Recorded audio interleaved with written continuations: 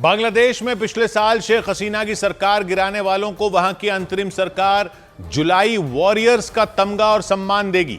यह सम्मान कुछ उसी तरह का होगा जैसा 1971 में बांग्लादेश की आजादी में हिस्सा लेने वाले सेनानियों को बांग्लादेश की आजादी के बाद दिया गया था।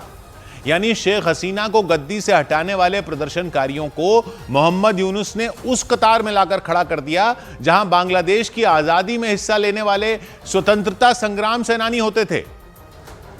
और खबरों के मुताबिक बांग्लादेश की अंतरिम सरकार ने शेख हसीना का तख्तापलट करने वाले प्रदर्शनकारियों को जुलाई वॉरियर्स का तमगा और सम्मान देने के लिए एक लिस्ट भी तैयार कर ली। प्रदर्शनकारियों की 5.25 लाख टका तक की कमाई 2 साल तक टैक्स फ्री रहेगी। अंतरिम सरकार ने 1401 प्रदर्शनकारियों को जुलाई वॉरियर्स की आधिकारिक मान्यता भी दे दी। ये वो लोग हैं जिनकी मौत पिछले साल शेख हसीना सरकार के खिलाफ बांग्लादेश में भड़की हिंसा के समय हुई थी। मतलब मोहम्मद यूनुस ने बांग्लादेश की आजादी में हिस्सा लेने वाले मुक्ति योद्धाओं और शेख हसीना को गद्दी से हटाने के लिए हुए विरोध प्रदर्शन में शामिल लोगों को एक ही तराजू में तोल दिया। बांग्लादेश की आजादी के बाद वहां के स्वतंत्रता संग्राम में हिस्सा लेने वाले लोगों को मुक्ति योद्धा कहा गया था। उस वक्त सरकार की तरफ से मुक्ति योद्धाओं को कई तरह की सुविधाएं दी गई थी। अब बांग्लादेश की अंतरिम सरकार ने अपने पहले बजट में जुलाई वॉरियर्स का जिक्र किया और उनके लिए भी विशेष सुविधाओं का ऐलान कर दिया।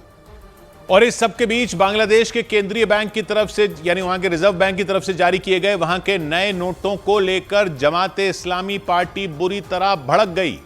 बांग्लादेश की अंतरिम सरकार ने वहां के नए नोटों से शेख मुजीबुर रहमान की तस्वीरें हटाकर हिंदू मंदिरों और बौद्ध मठों की भी तस्वीरें छपवा दी थी। शेख मुजीबुर रहमान ने ही बांग्लादेश को आजादी दिलवाई थी। वो वहां के पहले राष्ट्रपति थे। बांग्लादेश में शेख मुजीबुर रहमान को राष्ट्रपिता का दर्जा दिया जाता रहा है, लेकिन मोहम्मद यूनुस सरकार ने बांग्लादेश से उनका नामो निशान मिटा देने की मानो कसम खा रखी हो। और इसी कड़ी में उसने बांग्लादेश के नोटों से उनकी तस्वीरें हटवा दी। उनकी जगह नए नोटों पर हिंदू मंदिरों और बौद्ध मठों की तस्वीरें छपवा दी गईं। लेकिन अंतरिम सरकार के इस कदम से वहां की कट्टरपंथी पार्टी जमाते इस्लामी आग बबूला हो गई। उसने नोटों पर हिंदू मंदिरों और बौद्ध मठों की तस्वीरें लगाने को बांग्लादेश के मुस्लिम समुदाय की आबादी की भावनाओं के खिलाफ माना। जमाते इस्लामी ने बांग्लादेश में छपने वाले नए नोटों से मंदिरों और मठों की तस्वीरें हटाने की मांग कर दी।